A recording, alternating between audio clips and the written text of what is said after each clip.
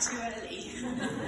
And I'm not going to be reprising the dancing in the Rio Carnival with 3 peacocks on my head. Well, it's a huge honour to win this.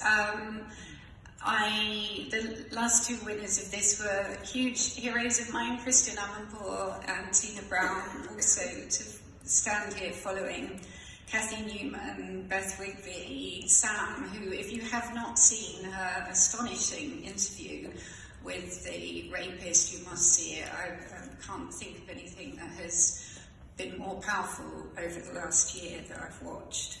So thank you very much. I have to say, when I set off to Peshawar back in 1988 as a young would-be journalist with a huge yellow suitcase full of books and CDs and a big bottle of Chanel, and having no idea where I was going to stay, what foreign correspondents did, I would never have believed that I would be here today. In fact, I grew up not really knowing what journalists did, so my parents didn't really follow the news. So I feel very blessed to do a job that I love so much, and I'd really like to thank women in journalism for recognising that, and also my editors, who I don't think are here, but anyway, for caring about foreign news. And also, particularly, actually, someone who is here, Eleanor Mills. I think many of us, Kathy talked about, the difficulty of being a female journalist a long while ago. Not that long ago, I was trying to write about sexual violence for the Sunday Times, and my male foreign editor said, nobody wants to read this. And it was Eleanor Mills, who was editor of the Sunday Times magazine, who said, hang on a minute, people do want to read, and put it on the cover. And so thank you. And that shows, what women can do for each other. I worry a bit with a Lifetime Achievement Award that it means that people think you should retire. I have been working a very long time, and I have to say, I can't think of busier 3 years than the last 3 years. I never imagined I'd be covering a land war in Europe, in Ukraine, and then the events in the Middle East. In fact, last year really felt like everything everywhere, all at once.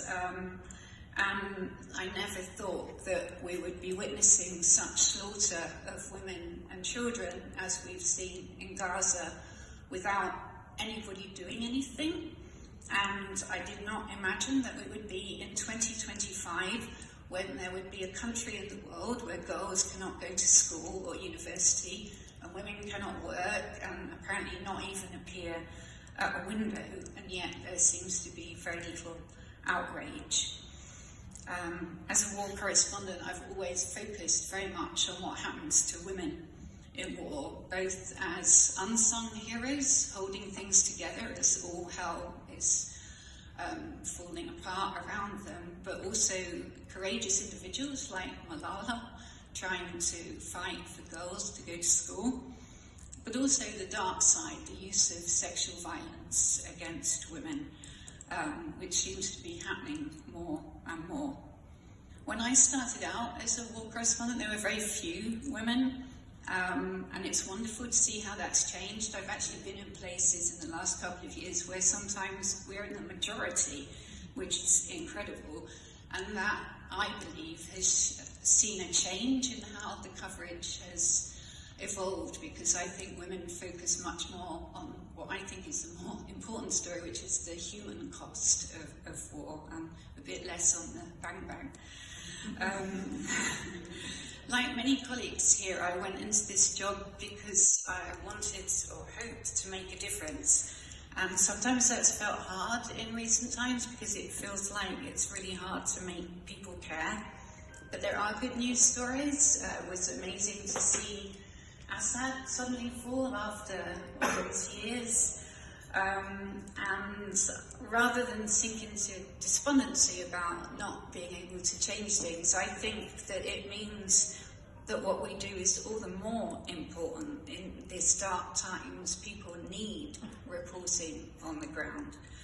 So very pleased to be recognised in this way, particularly from other women, and also thank you to the US Embassy for hosting in this wonderful place, because I wonder if we'll get invited back much in the next month. So thank you very, very much. Thanks.